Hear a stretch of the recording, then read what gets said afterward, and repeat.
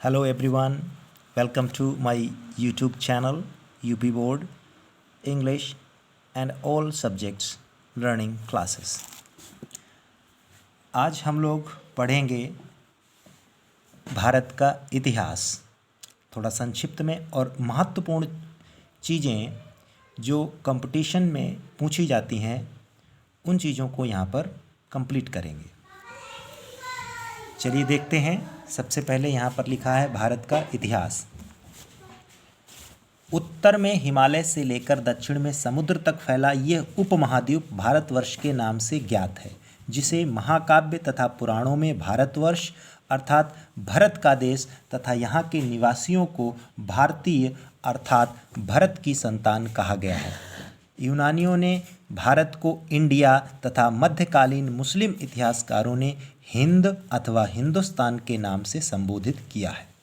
अब देखेंगे इस मानचित्र के माध्यम से, ये जो उत्तर में हिमालय, ये जो उत्तर वाला ये हिस्सा है, यहाँ ये जो यहाँ से ये ट्रांस हिमालय, ये हिमालय और ये ऐसे यहाँ से लेकर और कहाँ पूरा फैला हुआ अरुणाचल प्रदेश तक, ये इस तरीके से ये फैला हुआ है।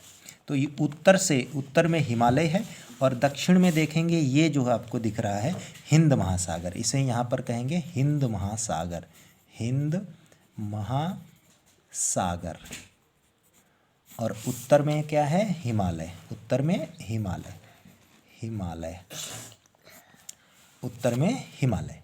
तो उत्तर में हिमालय से लेकर दक्षिण में समुद्र तक ये फैला हुआ विशाल देश, जिसको अनेक नामों से जाना जाता है, और हम बाद में इसके विभिन्न राज्यों के बारे में पढ़ेंगे, उनकी राजधानियाँ पढ़ेंगे, लेकिन अभी संक्षिप्त में थोड़ा सा इसका इतिहास पढ़ते हैं। तो इसको विभिन्न नामों से जाना जाता है। आर्यावर्त के नाम से, जैसे यहाँ पे लिखा हुआ है, भारतवर्ष के नाम से ज्ञात है, जिसे महाकाव्य तथा पुराणों में जो हमारे महाकाव्य हैं, जैसे विश्व का सबसे बड़ा महाकाव्य कहा जाता है, विश्व का सबसे बड़ा महाकाव्य है महाभारत। विश्व का सबसे बड़ा महाकाव्य महाभारत। और पुराण जो हमारे हिंदू धर्म में 18 पुराण हैं, उन पुराणों में और महाकाव्यों में भारत का नाम भारतवर्ष है, अर्थात भरत का देश है, क्योंकि भरत नाम का एक राजा था और उसी के नाम पर, वो बड़ा प्रतापी बड़ा पराक्रमी राजा था, उसी के नाम पर इस देश का नाम भारत पड़ा, इसीलिए भरत का देश। जहाँ तथा यहाँ के निवासियों को भारतीय कहा जाता है, यानी भारत के जो निवासी हैं उन्हें हम भारतीय कहते हैं, अंग्रेजी में इंडियन कहते हैं। इंडिया शब्द जो है वो यूनानी भाषा का है, बल्कि अंग्रेजी भाषा का नहीं है, बताएंगे आगे।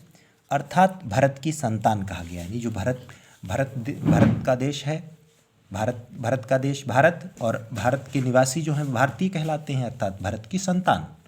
यूनानियों ने भारत को इंडिया, यूनानी एक देश है यूनान जिसको कहा जाता है यूनान देश, और यूनान की राजधानी है एथेंस, यूनान की राजधानी एथेंस। तो जो यहाँ पर यूनानी शब्द दिखा है, तो जो यूनान के रहने वाले लोग हैं, यूनानी कहा गया है, उन्होंने यहाँ भारत को इंडिया कहा है, क्योंकि वहाँ का शासक एक था जिसका नाम था सिकंदर महान, और उसके साथ में एक आया था सेल्यूकस निकेटर, और उसका एक दरबार में रहने वाला जो चंद्रगुप्त मौर्य के दरबार में रहा था, इसका नाम था मैगस्थनीज, जिसने एक किताब लिखी थी जिसका नाम था इंडिका, और उसी ने उस किताब में भारत को इंडिया कहा था। तो इंडिया जो शब्द है वो अंग्रेजी भाषा का शब्द नहीं है, ये यूनानी भाषा का शब्द है। तो यूनानियों ने, यानी यूनान के लोग ने भारत को इंडिया, और जो मध्यकालीन का मतलब, जैसे कि अगर हम आपको बताएं मध्यकालीन, तो मध्यकालीन का जो समय है वो लगभग 1300 यानी कि 1200 ईस्वी से लेकर 1600 या 1700 ईस्वी तक का जो पीरियड है, इसे मध्यकाल कहा गया है। मध्यकाल इतिहास में इसे मध्यकाल कहा गया है। तो इस मध्यकाल में जो मुस्लिम इतिहासकार थे, उन्होंने भारत को हिंद कहा और अथवा हिंदुस्तान के नाम से संबोधित किया है। भारतीय इतिहास को अध्ययन की सुविधा के लिए 3 भागों में बांटा गया है। प्राचीन भारत, प्राचीन भारत, मध्यकालीन भारत और आधुनिक भारत। तो प्राचीन भारत अगर हम बात करेंगे तो प्राचीन भारत में सिंधु घाटी सभ्यता और उससे पहले मानव का किस तरीके से प्रादुर्भाव हुआ है, जो मनुष्य इस समय अपने वर्तमान स्थिति में कैसे आया, हजारों साल से लेकर, जिसमें पाषाण काल हो जाएगा, बहुत प्राचीन समय के, जिसमें सिंधु घाटी सभ्यता है, मोहनजोदड़ो, हड़प्पा और भी कई देशों की सभ्यताएं हैं प्राचीन। लेकिन यहाँ पर बात भारत की हो रही है, तो प्राचीन भारत, फिर मध्यकालीन भारत जो हमने अभी आपको बताया 1200 से लेकर 1700 ईस्वी तक, और आधुनिक भारत जो 1700 के बाद का वर्तमान तक का जो समय है जिसमें घटनाएं हैं, उसको आधुनिक भारत कहा गया। तो अध्ययन की सुविधा से, ताकि हम इसका अच्छे से वर्गीकरण कर पाएँ, 3 भागों में बांट दिया गया है, प्राचीन भारत, मध्यकालीन भारत और आधुनिक भारत। तो सबसे पहले यहाँ पर हम प्राचीन भारत के बारे में पढ़ेंगे। कौन कौन से यहाँ पे स्रोत हैं, जिन स्रोतों से हमें भारतीय इतिहास के, प्राचीन इतिहास के बारे में जानकारी मिलती है।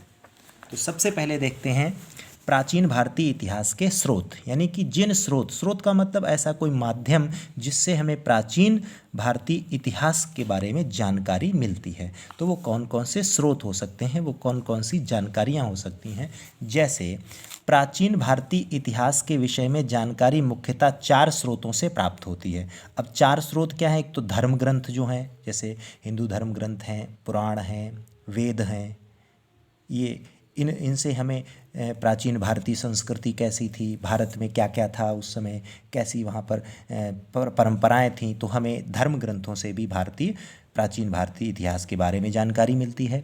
ऐतिहासिक ग्रंथ हैं जो इतिहास के आधार पर लिखे गए हैं, वो उस समय का किस प्रकार का भौगोलिक बनावट थी, किस प्रकार का इतिहास था, कैसी परंपराएं थीं, सामाजिक वेशभूषा, लोगों का रहन सहन, ये सब ऐतिहासिक ग्रंथों के आधार पर।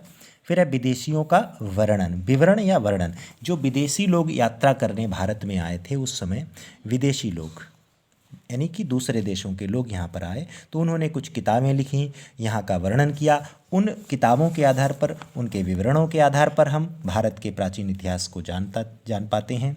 और फिर चौथा जो स्रोत है वो है पुरातत्व संबंधी साक्ष्य, यानी पुराने साक्ष्य। जैसे किसी स्थान की खुदाई की जाती है तो वहाँ पर विभिन्न प्रकार के पुराने तत्व मिलते हैं, और उन तथ्यों के आधार पर, उन चीज़ों के आधार पर ये आकलन किया जाता है कि ये वस्तु जो है वो किस काल की थी, कितने समय पुरानी थी, किस राजा के समय थी। विभिन्न प्रकार की चीज़ें हैं जिससे हमें प्राचीन इतिहास के बारे में पता चलता है। तो सबसे पहले 4 चीज़ें दी गई हैं। धर्म ग्रंथों से हमें पता चलता है प्राचीन इतिहास के बारे में, ऐतिहासिक ग्रंथ जो हैं, और फिर हैं विदेशियों का विवरण, फिर है पुरातत्व संबंधी साक्ष्य। इन 4 जो हैं ये स्रोत हैं, और इनके माध्यम से हमें प्राचीन भारतीय इतिहास के बारे में पता चलता है। अब हम बात करते हैं धर्म ग्रंथ। सबसे पहले धर्म ग्रंथ एवं ऐतिहासिक ग्रंथ से मिलने वाली महत्वपूर्ण जानकारी। तो इसमें दोनों चीज़ों को समाहित किया गया, धर्म ग्रंथ को भी और ऐतिहासिक ग्रंथ को। तो देखिएगा, धर्म ग्रंथ समझिएगा इसको।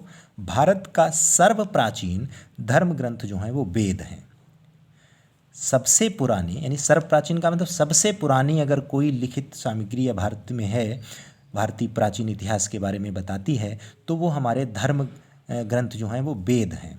और वेदों की संख्या जो है वो 4 है, अभी इसमें देखेंगे।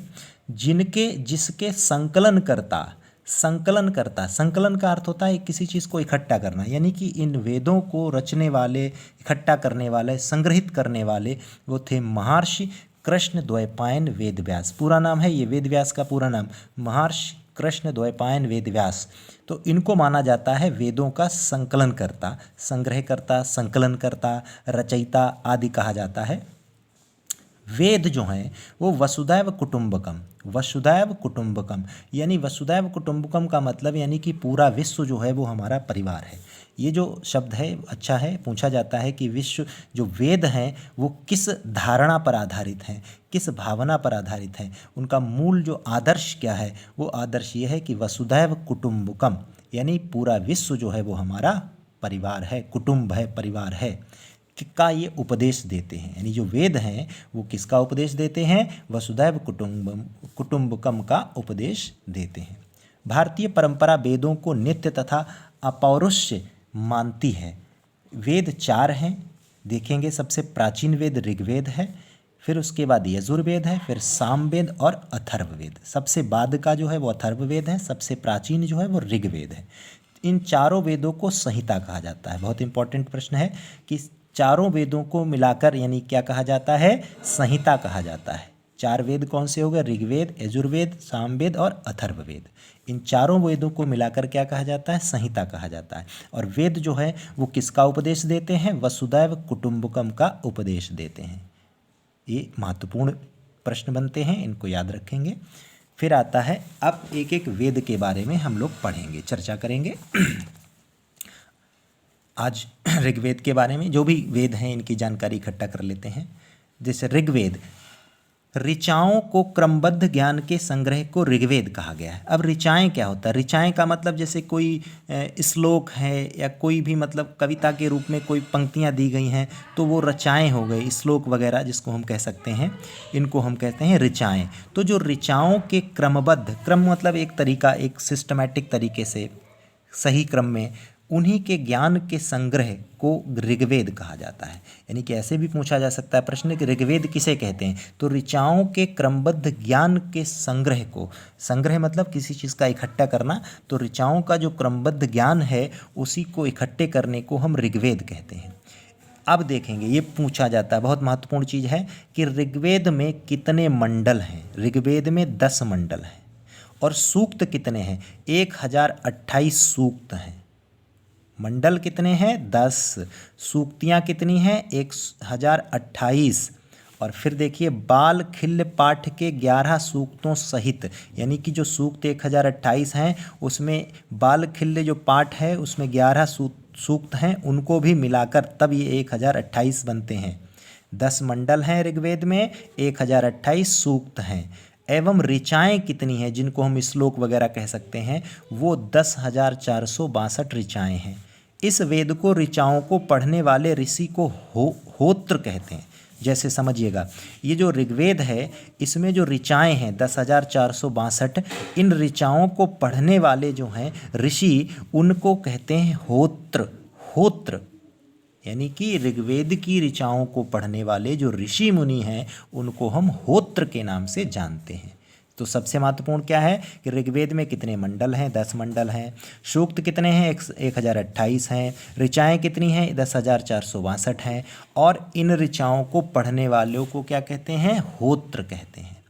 इस वेद से आर्य के राजनीतिक प्रणाली एवं इतिहास के बारे में जानकारी मिलती है। जैसा कि हमको पता है या पता होना चाहिए कि भारत में जो प्राचीन जो यहाँ पर लोग रह रहे थे वो आर्य जाति के थे, उन्हें आर्य कहा जाता था। तो उन आर्यों की राजनीतिक प्रणाली, किस प्रकार से उनकी राजनीतिक व्यवस्था थी, उसके बारे में हमें इस वेद के बारे में, इस वेद से पता चलता है। यानी ऋग्वेद से हमें इस वेद से आर्यों के राजनीतिक प्रणाली एवं इतिहास के बारे में जानकारी मिलती है।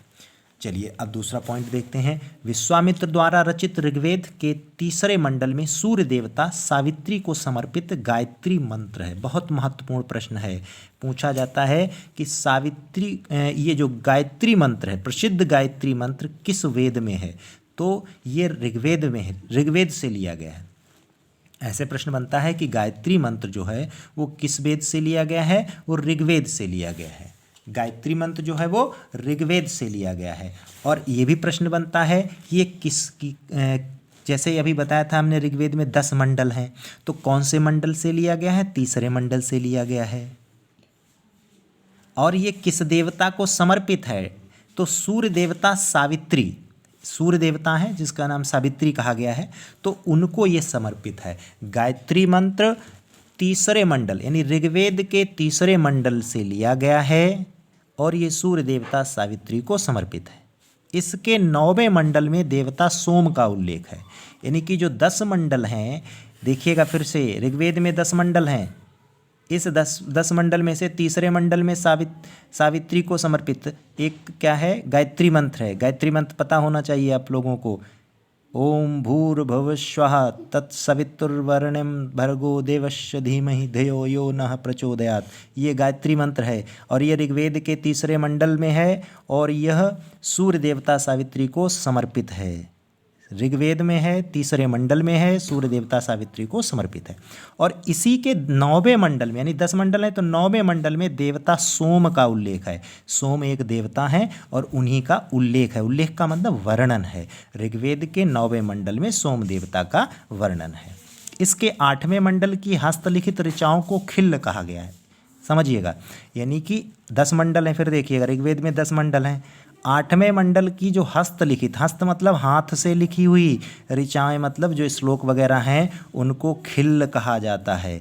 ऐसे पूछा जाए खिल्ल किसे कहा जाता है, खिल किसे कहा जाता है। खिल्ल यानी ऊपर अभी देखा होगा आपने, लिखा था बाल खिल्ल, तो खिल्ल भी कह सकते हैं और खिल भी कह सकते हैं। तो 8वें मंडल की जो ऋचाएँ हैं हाथ से लिखी हुई, उनको हम खिल कहते हैं।